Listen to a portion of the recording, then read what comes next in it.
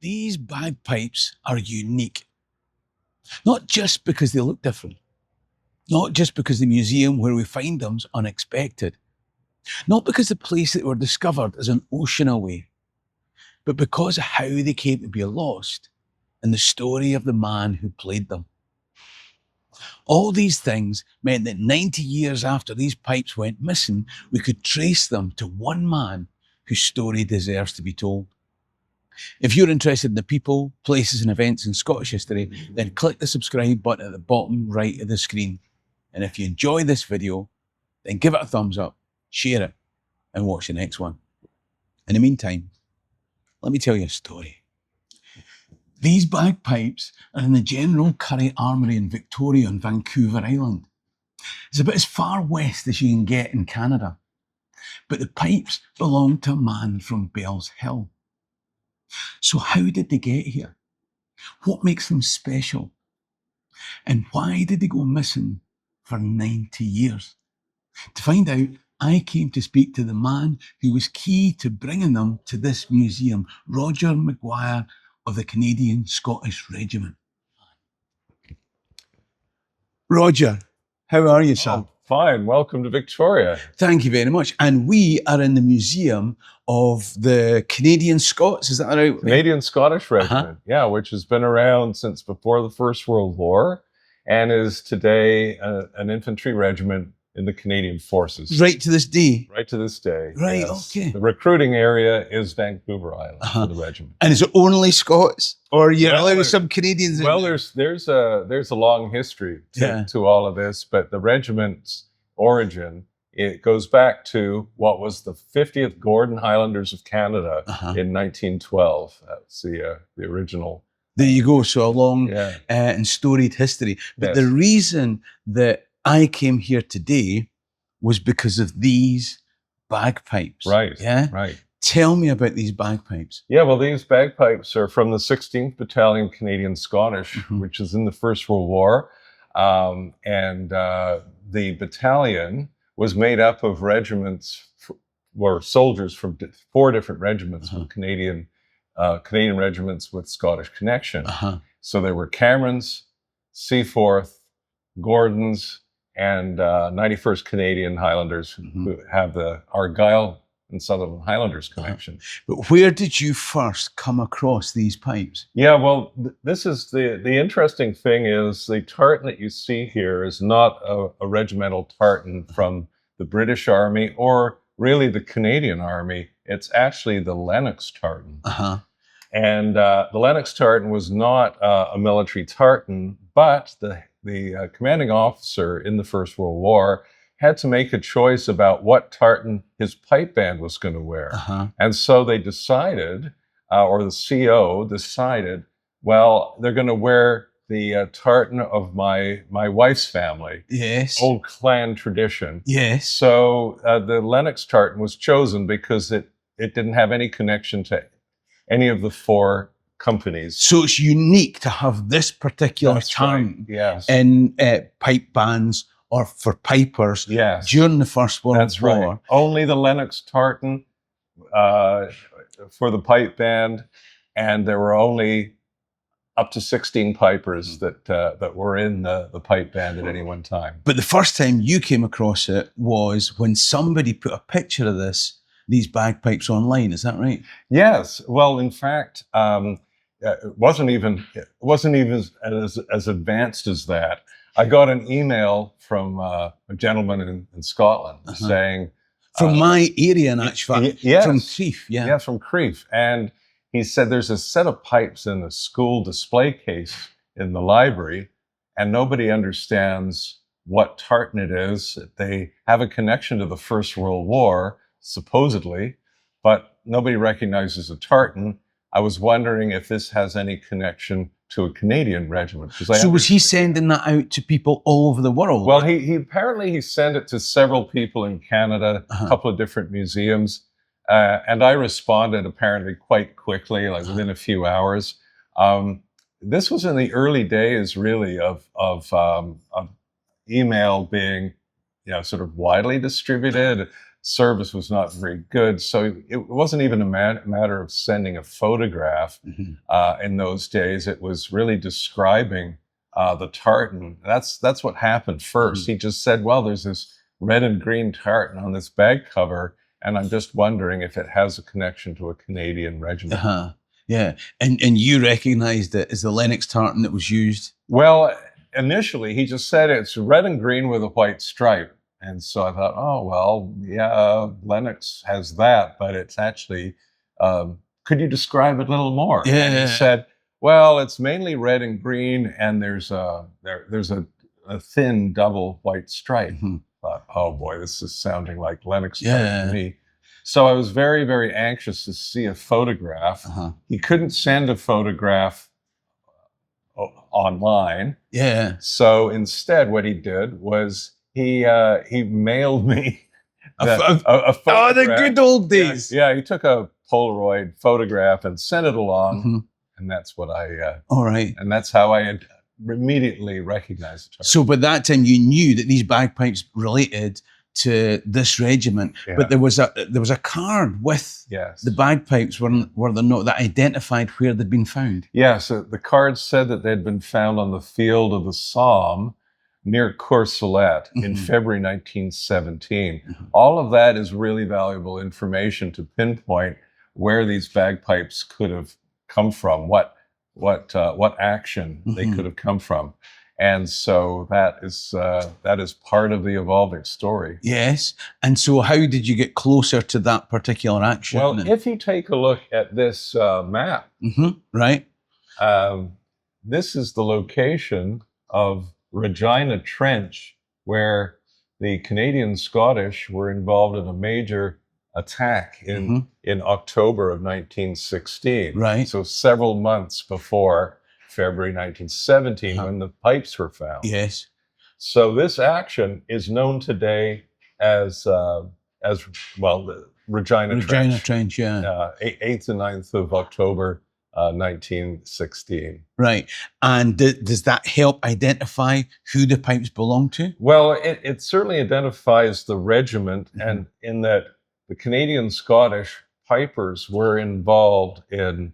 There were 4 pipers that company pipers that were involved in this action, at Regina Trench. Yeah.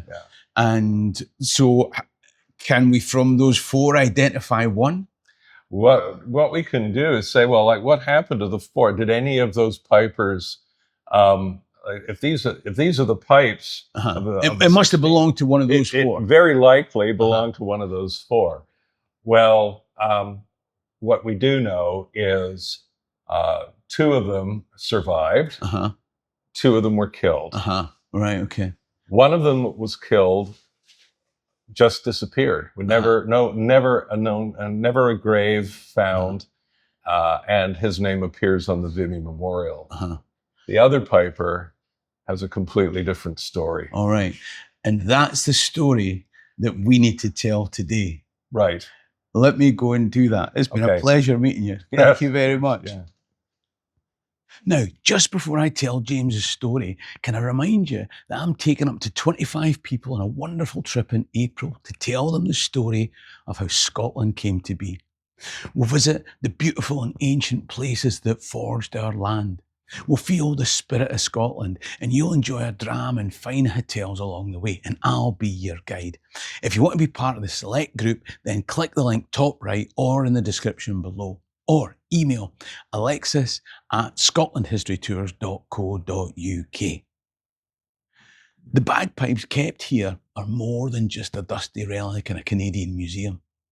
They're evidence. They're a witness. They're a time portal that takes us back to the story of a wee boy from Lanarkshire.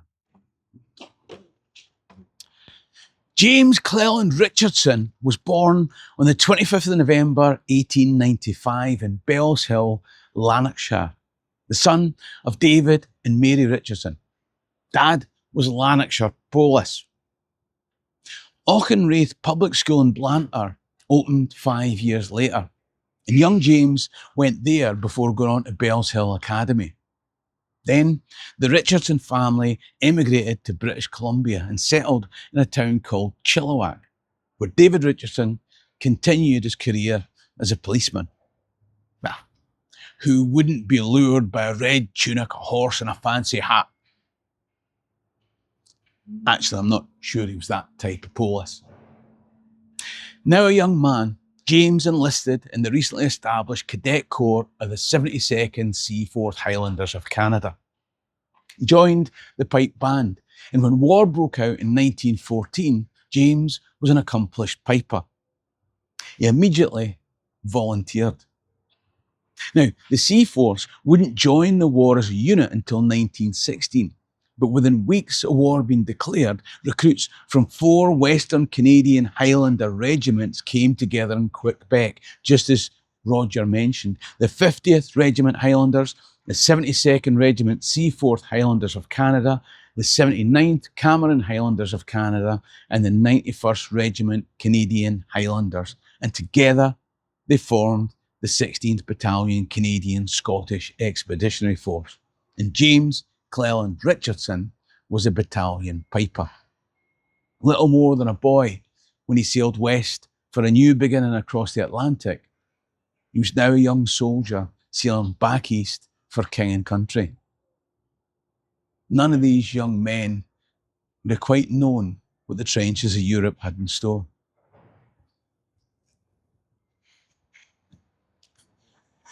James survived the Second Battle of Ypres and the brutality of Canada's entry to the war at Kitchener's Wood. When French troops had retreated under poison gas attack, Canadian forces, including the 16th Battalion Canadian Scottish, were given the job of counter-attacking to fill the gap. It was a ferocious introduction to industrial warfare. When the battle was over, the regiment had been reduced to 20% of its strength. After the war, Marshal Ferdinand Foch, the Allied Supreme Commander, said that the greatest act of the war had been that assault on Kitchener's Wood. During it, James Richardson had proved himself under fire and earned the trust of his comrades by advancing beyond his unit to find a concealed German position and come back with intelligence that Canadian artillery used to destroy it. But he faced even greater challenges to come.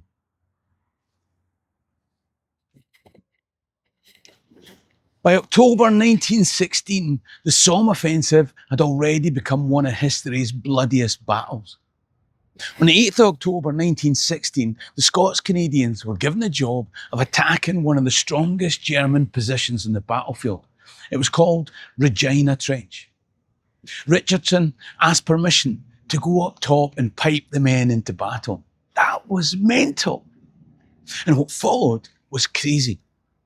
The initial attack faced uncut barbed wire, murderous machine gun fire, mounting casualties and collapsing momentum. But instead of seeking cover, Richardson deliberately walked up and down through machine gun fire in front of the trapped company, playing his bagpipes whilst others hesitated. His inspirational calm transformed morale. His comrades charged the wire, broke through and captured the German trench. The official citation for his Victoria Cross states, Piper Richardson strode up and down outside the wire, playing his pipes with the greatest coolness. I suppose, in the hands of the right man, bagpipes are indeed a powerful weapon of war. The trench was captured, and through incredible bravery and determination, Richardson survived.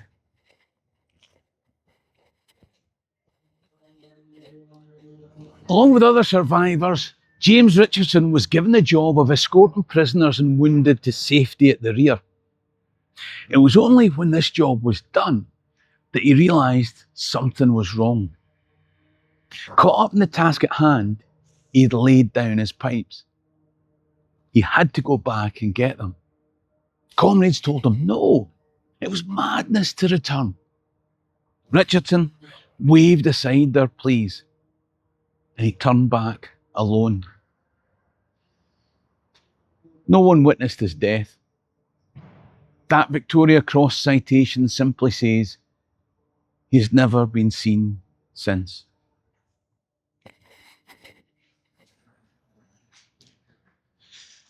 For some time, Richardson had no known grave.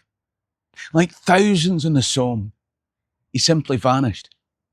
But 4 years later, a farmer discovered human remains close to where our young hero had disappeared. And the remains were identified as his.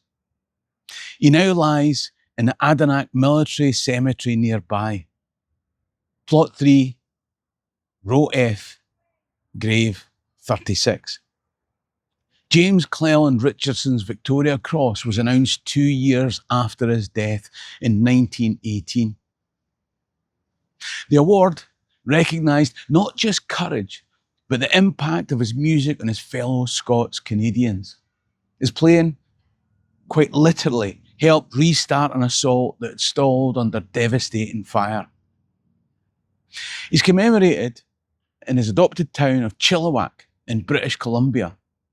But whilst his body was found, his pipes weren't. Not until they turned up in Ardvreck Primary School in Crieff 90 years later. Across the road from the War Memorial in Bells Hill is the police house where James Cleland Richardson was born in 1895. And whilst he spent 2 short years of his young life in Canada after he emigrated, my trip across this country this summer has shown me the extent of the bonds between our nations.